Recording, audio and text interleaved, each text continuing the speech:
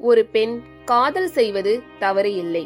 ஆனால் ஒரு தவறான நபரை காதலிப்பது என்பது அவள் வாழ்க்கையை உடைக்கக்கூடும். இன்று நீங்கள் கேட்க போகும் இந்த கதை சௌந்தர்யாவின் மனதை மாற்றிய உண்மையின் நிழல். அவள் ஆபீஸிற்கு அடியெடுத்து வைத்தபோது உலகமே புதிதாக மலர்ந்தது போல் உணர்ந்தாள். சௌந்தர்யா 23 வயதில் புதிதாக வேலைக்கு சேர்ந்தவள். அவளுக்கு இந்த உலகின் அத்தனை சலசலப்புகளும் புதிது. அவளின் கனவுகளும் எதிர்பார்ப்புகளும் வானளவு விரிந்திருந்தன. அவளுடைய உலகத்தின் மையப்புள்ளியாக விரைவிலேயே வந்தவன் அவளது மேனேஜர் அரவிந்தன். அரவிந்தன் 40 வயதை தொட்டிருந்தாலும் கம்பீரமும் கவர்ச்சியும் குறையாத ஒரு பிம்பம்.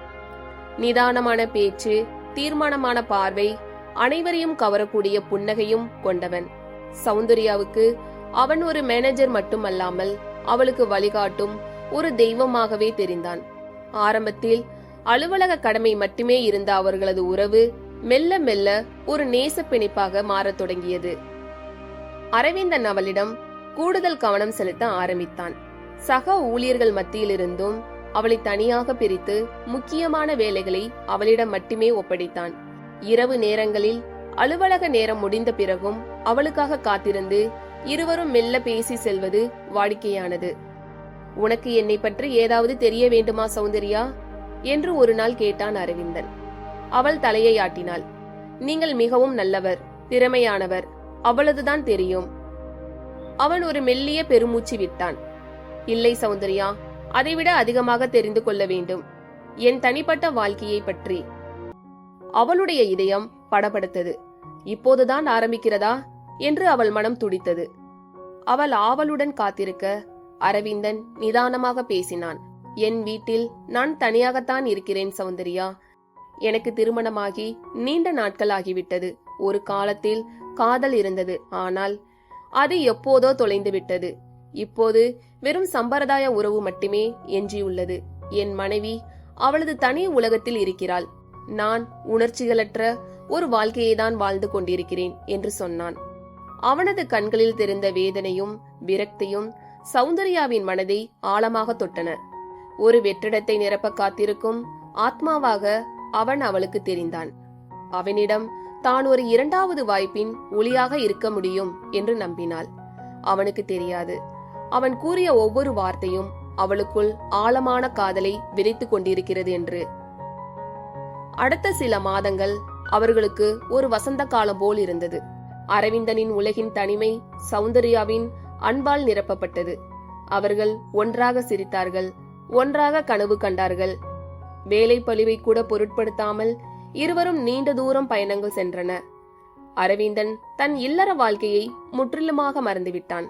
தன் திருமணம் ஆகாதவன் என்றோ அல்லது விவாகரத்திற்காக காத்திருப்பவன் என்றோ ஒரு நிழலான பிம்பத்தை சௌந்தர்யாவுக்கு உருவாக்கினான். அவளது முழு மனதுடன் அவனை நம்பினாள். அவனுடைய ஒவ்வொரு அசைவிலும் பார்வையிலும் அவள் தன் வாழ்க்கையின் காதலனை கண்டாள். அவளுடைய உலகம் அவனையே சுற்றி வந்தது. அவளின் எதிர்கால கனவுகளில் அரவிந்தன் மட்டுமே நிறைந்திருந்தான். சௌந்தர்யா, நீ என் வாழ்க்கையில் வந்த பிறகுதான் மீண்டும் வாழ ஆரம்பித்துள்ளேன் என்று அவன் அடிக்கடி கூறுவான். அந்த வார்த்தைகள் அவளுக்கு ஒரு போதை மருந்து போல் இருந்தது. அவனுடைய மனதின் சோகத்தை நீக்கி அவனுக்கு ஒரு மகிழ்ச்சியான வாழ்க்கையை தரவேதான் பிறந்ததாக அவள் நம்பினாள். காதல் காலத்தின் போக்கில் இன்னும் ஆழமானது. ஒரு நாள் சௌந்தர்யா அரவிந்தன் அறையில் ஏதோ ஒரு முக்கியமான ஆவணத்தை தேடிக்கொண்டிருந்தாள். அப்போது அவனுடைய மேஜை இழுப்பறையில் ஒரு திருமண புகைப்படம் இருந்தது. அந்த புகைப்படத்தின் அரவிந்தன் ஒரு புன்னகையுடன் நிற்க அவன் அருகே இருந்த பெண் அத்தனை லட்சணமாக குடும்ப பெண்ணாக காட்சியளித்தாள். அந்த பெண்ணின் நெற்றியில் இருந்த குங்குமம், கழுத்தில் மின்னிய திருமாங்கல்யம், இவை அரவிந்தன் சொன்ன சம்பிரதாய உறவு என்பதற்கு அப்பாற்பட்ட ஒன்றாக இருந்தது. சௌந்தர்யாவின் இதயத்தில் ஒரு சிறு முள்ளு குத்தியது. ஆனாலும் அவன் கூறிய வார்த்தைகள் அவளுக்கு ஒரு ஆறுதலாக இருந்தன. அவன் தனியாகவே தான் இருக்கிறான், பிரிந்து வாழ்கிறான் என்று மனதை தேற்றிக் கொண்டாள். ஆனால் விதி வேறு திட்டங்களை கொண்டிருந்தது. அன்றைய மாலை சௌந்தர்யா அலுவலக நுழைவு வாயில் அரவிந்தனுக்காக காத்திருந்தாள். அப்போது ஒரு நடுத்தர வயது பெண்மணி மிக இயல்பாக ஆனால் உறுதியான நடையுடன் அவளை நோக்கி வந்தார். அவளுடைய கண்களில் ஒரு சோகம் படிந்திருந்தாலும் முகத்தில் ஒருவிதமான அசைக்க முடியாத அமைதி இருந்தது. நீங்கள் சௌந்தர்யாதானே என்று கேட்டார் அந்த பெண்மணி. சௌந்தர்யா குழப்பத்துடன் தலையசைக்க அந்த பெண்மணி தன் கையில் வைத்திருந்த ஒரு சிறிய பார்சலை அவளிடம் நீட்டினார். இது அரவிந்தனுக்கு கொடுக்க வேண்டிய முக்கியமான மருந்து பெட்டி என்று அவர் வீட்டிற்கு வரும்போது கொடுக்க சொன்னார். நான் அவர் மனைவி. அவளது உலகம் உறைந்து போனது. வார்த்தைகள் இல்லை. அரவிந்தன் சொன்ன பொய்களின் சாம்ராஜ்யம் நொறுங்கி விழுந்த சத்தம் மட்டுமே அவள் காதுகளுக்கு கேட்டது. உடைந்த மனதின் சிதைவுகள். அந்த பெண்மணியின் பெயர் காயத்ரி, அரவிந்தனின் மனைவி. சௌந்தர்யாவுக்கு கால்கள் தரையில் நிற்குமா என்று தெரியவில்லை. காயத்ரியின் முகத்தை பார்க்க அவளுக்கு துணிவில்லை. தயவு செய்து உள்ளே செல்லுங்கள், நான் கிளம்புகிறேன் என்று சௌந்தர்யா தடுமாறி கூறினாள். காயத்ரி அவளுடைய தோளை தொட்டு மென்மையாக பேசினார். நான் உங்களுக்காக தான் காத்திருக்கிறேன் சௌந்தர்யா, உள்ளே செல்லலாம். சில உண்மைகளை நீங்கள் தெரிந்து கொள்ள வேண்டும். அலுவலக கார் பார்க்கிங்கில் இருள் சூழ ஆரம்பித்திருந்த ஒரு மூலையில் இருவரும் நின்றிருந்தனர். காயத்ரியின் அமைதி சௌந்தர்யாவின் மனதை துளைத்தது. அது கோபத்தின் அமைதி அல்ல, மாறாக ஆழ்ந்த வேதனையினாலும் பொறுமையினாலும் விளைந்த நிசப்தம். அரவிந்தன் உங்களிடம் என்ன சொன்னார் என்று எனக்கு தெரியாது சௌந்தர்யா. அவர் ஒரு திருமணமாகாதவர் என்று சொல்லவில்லை என்றாலும் திருமண உறவில் இல்லை என்றுதான் கூறியிருப்பார். அதுதான் அவருடைய பழக்கம் என்று காயத்ரி சோர்வுடன் பேசினார். இல்லை, அவர் தனியாக இருப்பதாக சௌந்தர்யா அதற்கு மேல் பேச முடியவில்லை. காயத்ரி தன் வலது கையை உயர்த்தி தன் கழுத்தில் இருந்த திருமாங்கல்யத்தை தொட்டு காட்டினார். அந்த தங்கத்தில் ஏதோ ஒரு துயரம் நிரம்பியிருந்தது. சௌந்தர்யா, என் பெயர் காயத்ரி. நாங்கள் 20 வருடங்களாக திருமணம் செய்து கொண்டவர்கள். எங்களுக்கு ஒரு 16 வயது மகன் இருக்கிறான். அவன்தான் அரவிந்தனின் உலகம். அவனை தவிர அவர் வேறு எதற்கும் முக்கியத்துவம் கொடுப்பதில்லை. சௌந்தர்யாவின் காதுகளில் இடி விழுந்த உணர்வு. 16 வயது மகனா? அவளுடைய காதலன் ஒரு கணவன் மட்டுமல்ல, ஒரு பொறுப்பான தந்தை. நீங்கள் ஏன் இன்னும் ஒன்றாக வாழ்கிறீர்கள்? நீங்கள் பிரிந்து வாழவில்லையா? சௌந்தர்யா அழுகையின் விளிம்பில் நின்று கேட்டாள். காயத்ரியின் கண்களில் நீர் திரண்டது. ஆனால் விழவில்லை. அது உறைந்து போன வேதனையின் அடையாளம். உண்மை என்னவென்றால் சௌந்தர்யா, நான் ஒரு நோயால் பாதிக்கப்பட்டிருக்கிறேன். என்னுடைய உடல் மெல்ல மெல்ல என்னுடைய கட்டுப்பாட்டிலிருந்து விலகி செல்கிறது. சில வருடங்களில் என்னால் நடக்க முடியாமல் போகலாம். ஏன் அசைவற்று போகவும் வாய்ப்பு உள்ளது. அரவிந்தனுக்கு இந்த உண்மை நன்றாக தெரியும். அவர் என்னை பார்த்துக் கொள்வதற்காக தான் வேலைக்கு செல்கிறார். எங்கள் திருமண உறவு கடுமையிலும் மகனின் மீதான அன்பிலும் மட்டுமே கட்டப்பட்டுள்ளது, காதலில் அல்ல. சௌந்தர்யாவின் இதயம் துண்டானது. அரவிந்தன் அவளிடம் கூறிய தனியாக இருக்கிறேன் என்ற வார்த்தை உடல் ரீதியான தனிமையை குறிக்கவில்லை, மாறாக உணர்ச்சி ரீதியான தனிமையை மட்டுமே குறிக்கிறது. அதை அவன் சுயநலத்திற்காக பயன்படுத்தி கொண்டிருக்கிறான். தன்னுடைய உண்மையான வாழ்க்கையின் பாரத்தை சுமக்க முடியாமல் அலுவலகத்தில் ஒரு புதிய துணையை தேடிக்கொண்டிருக்கிறான். காயத்ரி அவளுடைய கையை பிடித்து கொண்டார். உங்கள் மீது எனக்கு கோபம் இல்லை சௌந்தர்யா. நீங்கள் அவரை உண்மையாக நேசிக்கிறீர்கள் என்று எனக்கு தெரியும். அவர் ஒரு நல்ல மனிதர். ஆனால் அவர் ஒரு கோழை.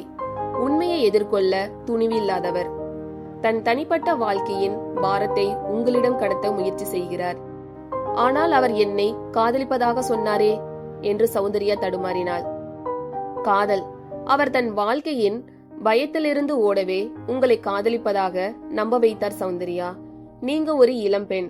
உங்கள் எதிர்காலம் விருந்திருக்கிறது. நீங்கள் ஏன் ஒரு உடைந்த குடும்பத்தில் ஒரு நோயாளியின் பாரத்தை சுமக்கப் போகிறீர்கள்? உங்கள் காதலின் வேர்கள் ஆழமானவை, ஆனால் அவை பொய்களின் மண்ணில் முளைத்தவை. காயத்ரியின் ஒவ்வொரு வார்த்தையும் சௌந்தர்யாவின் மனதின் ஆழத்தில் இருந்த கனவு கோட்டையை தகர்த்தது. தான் தேடி வந்த காதல் ஒரு பெரிய நாடகம் என்பதை உணர்ந்தாள். அரவிந்தன் ஒரு மனைவியின் நோயையும் மகனின் எதிர்காலத்தையும் மனதில் வைத்துக்கொண்டு தன்னை ஒரு பொழுதுபோக்கிற்காக பயன்படுத்தி கொண்டான் என்ற உண்மை அவளை சுட்டெரித்தது. சௌந்தர்யா அந்த மருந்து பெட்டியை பார்த்தாள். ஒரு கணவன் தன் மனைவிக்காக வாங்கும் மருந்து அது. அந்த கணவன் அவளுக்காக காத்திருக்கிறான். அவன் அவளை துறக்கவில்லை, ஆனால் அவனுடைய மனதின் தனிமையை வேறு ஒருவரை கொண்டு நிரப்ப பார்த்திருக்கிறான். நன்றி காயத்ரி, நீங்கள் கூறிய உண்மைக்கு நன்றி.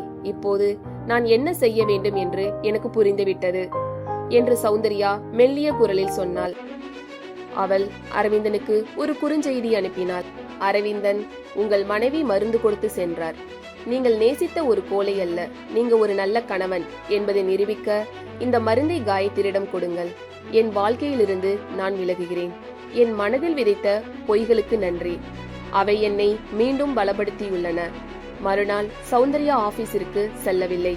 அவள் பணி விலகல் கடிதத்தை மின்னஞ்சலில் அனுப்பியிருந்தாள். அவள் தன் மேனேஜரை காதலித்தாள். ஆனால் அந்த மேனேஜரின் மனைவி சொல்ல வந்த உண்மை அவளின் மனதை உடைத்த ஒரு கண்ணாடி துண்டாக இருந்தது. அந்த கண்ணாடியை எடுத்து வீசி எறிந்துவிட்டு சௌந்தர்யா தனது புதிய பயணத்தை தொடங்கினாள். அவளின் கண்ணீரில் பொய்களின் ஆதிக்கம் அழிந்து உண்மையின் வலிமை மட்டுமே எஞ்சியிருந்தது. இனிவரும் நாட்களில் அவள் தேடும் காதல் நேர்மையின் ஒளியில் பிரகாசமானதாக இருக்கும் என்று அவள் மனம் நம்பியது. இந்த ஆழ்ந்த வலியின் கதை எத்தனை பொய்களுக்கு பின்னே உண்மையான தியாகங்கள் புதைந்திருக்கின்றன என்பதையும், அந்த பொய்களின் நிழலில் காதல் எவ்வளவு எளிதாக சிதைக்கப்படலாம் என்பதையும் உணர்ந்திருக்கிறது.